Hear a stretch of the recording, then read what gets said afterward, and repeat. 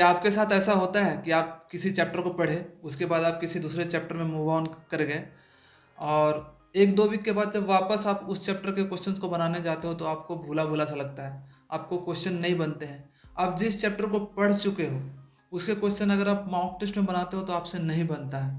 आपको लगता है कि आपने सेम क्वेश्चंस को देखा है, बट आपके पेन आगे नहीं बढ़ पाता है, आपको सोचने में ज़्यादा टाइम लग जाता है। तो अगर आपके साथ ऐसा हो रहा है तो इसका मेन कारण है लैक ऑफ रिवीजन। रिवीजन के कमी के कारण हो रहा है।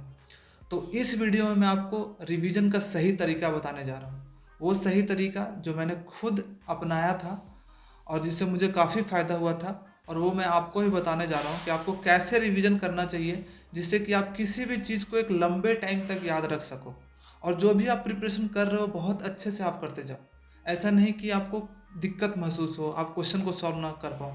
आपको एक कॉन्फिडेंस आएगा, आपको लगेगा कि हाँ मैंने जो किया है वो अच्छे से किया और उसके क्वेश्चन भी आप सॉल्व कर पाओगे। ठीक है। तो अगर आप एक स्टूडेंट हो और या फिर आप किसी भी कॉम्पिटिटिव एग्जामिनेशन का एस्पिरेंट हो, एसएससी, बैंक, रेलवे, तो आपके लिए ये वीडियो काफ़ी इंपॉर्टेंट है क्योंकि मैं इसमें आपको रिवीजन का सही तरीका बताने वाला हूँ जो आपको हमेशा काम आएगा और सभी सब्जेक्ट में काम आएगा।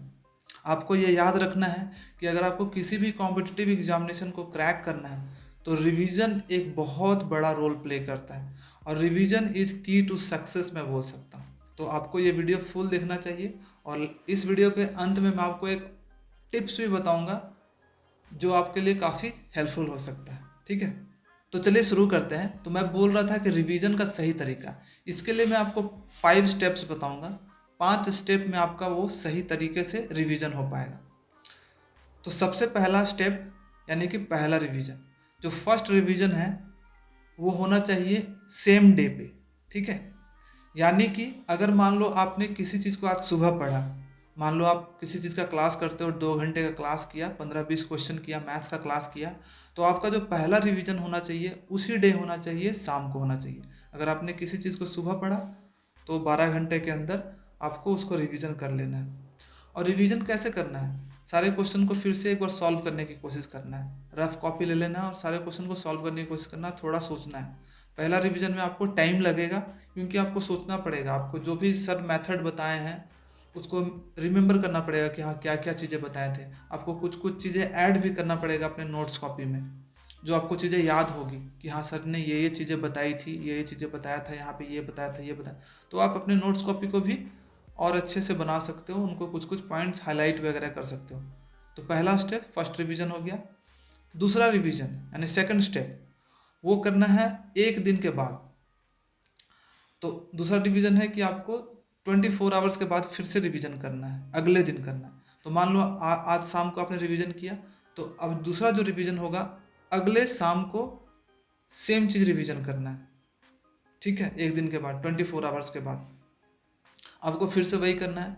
नोट्स कॉपी को निकाल लेना है, निकाल करके रफ पेपर लेना है, रफ कॉपी लेना है, रफ कॉपी में सॉल्व करने की कोशिश करना है। और इस बार आपको टाइम थोड़ा कम लगेगा। ठीक है, उसके बाद तीसरा स्टेप है थर्ड रिवीजन। जो थर्ड रिवीजन करना है आपको 1 वीक के बाद करना है, यानी कि जो सेकेंड रिवीजन के 1 सप्ताह के बाद, 7 डेज के बाद। इसमें ऐसा कोई फिक्स नहीं है कि एग्जैक्टली 7 दिन के बाद ही करना है। आप 5 दिन, 6 दिन, 7 दिन, 8 दिन के बाद भी आप कर सकते हो। ठीक है, लेकिन तरीका वही होना चाहिए। फिर से आपने अपने कॉपी को निकाला और क्वेश्चन को देख करके सिर्फ आंसर को सॉल्व करने की कोशिश किया। और इस बार आप रिवीजन करोगे तो आप देखोगे कि बहुत सारी चीज़ें आपको ऑलरेडी याद होगी क्योंकि आप 2 बार ऑलरेडी रिवीजन कर चुके हो। ठीक है, और जब लिख लिख कर रिवीजन करोगे, सॉल्यूशन खुद से करोगे, थोड़ा टाइम तो लगेगा लेकिन आपके मेमोरी में ज़्यादा टाइम तक वो मेमोराइज रहेगा, याद रहेगा चीज़ें। ठीक है, तो थर्ड रिवीजन आपको 1 वीक के बाद करना है। उसके बाद फोर्थ रिवीजन, जो फोर्थ रिवीजन है वो आपको 1 मंथ पे करना है। 1 मंथ यानी कि 30 डेज के आसपास। ऐसा ज़रूरी नहीं है कि एग्जैक्टली एकदम 1 मंथ ही होना चाहिए। आपका 25 से 35 दिन के बीच में कभी भी मन करे तो आप कर सकते हो।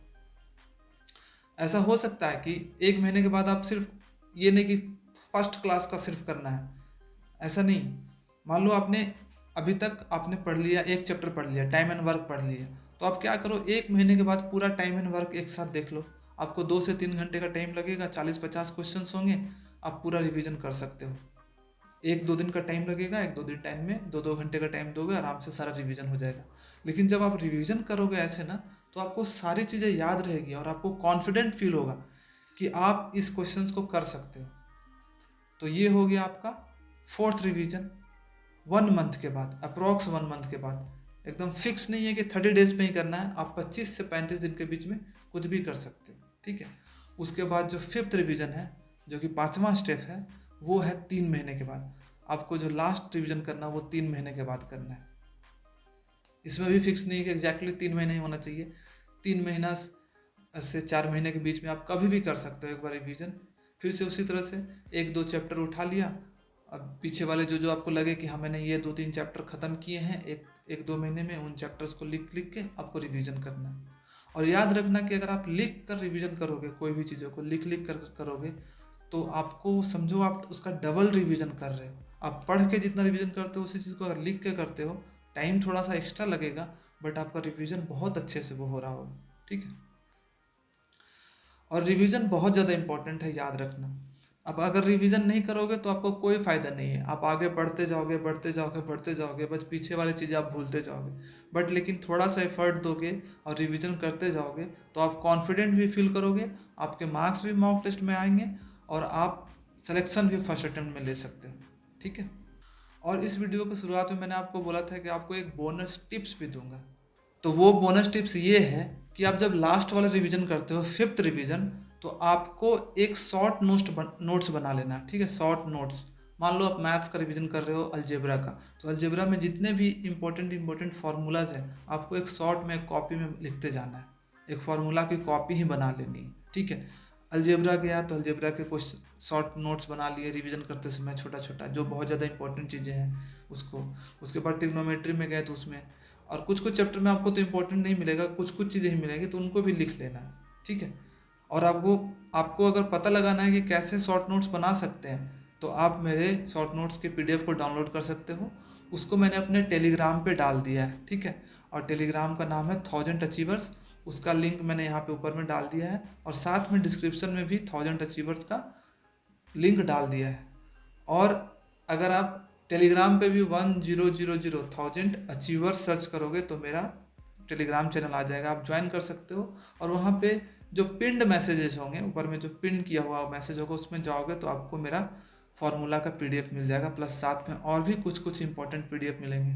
और ये ग्रुप भी बहुत इंपॉर्टेंट है, ठीक है। अगर आप कॉम्पिटिटिव एग्जामिनेशन का प्रिपरेशन कर रहे हो तो बहुत सारे बच्चे साथ में इसमें प्रिपरेशन कर रहे हैं, एक दूसरे का हेल्प करते हैं, और उसमें काफ़ी और भी अच्छे मैं भी उसमें लाइव आता रहता हूँ बीच बीच में, आप लोगों के क्वेरीज को सॉल्व करते रहता हूँ, ठीक है। तो आप उस ग्रुप को ज्वाइन भी कर सकते हो।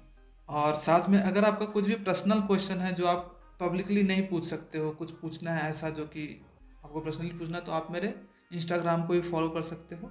उसका लिंक उसका जो ID है मैंने यहाँ पे लिख दिया है, और उसको डिस्क्रिप्शन में भी उसका लिंक डाल दिया है।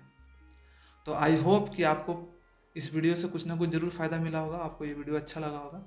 अगर आपको ये वीडियो अच्छा लगा है तो आप मुझे भी मोटिवेट करें एंड इस वीडियो को लाइक एंड सब्सक्राइब कर दें, ठीक है। तो जल्दी मिलते हैं एक नए वीडियो के साथ और एक नए मोटिवेशन के साथ। जय हिंद। और 2022 में करके दिखाना है, ये मेरा भी ड्रीम है कि मैं आप लोगों को हेल्प कर पाऊँ 2022 में, और आपको भी अपना ड्रीम बनाना है कि आपको अपने आप को 2022 में चेंज करना है और 2023 में सिलेक्शन लेकर के दिखाना है।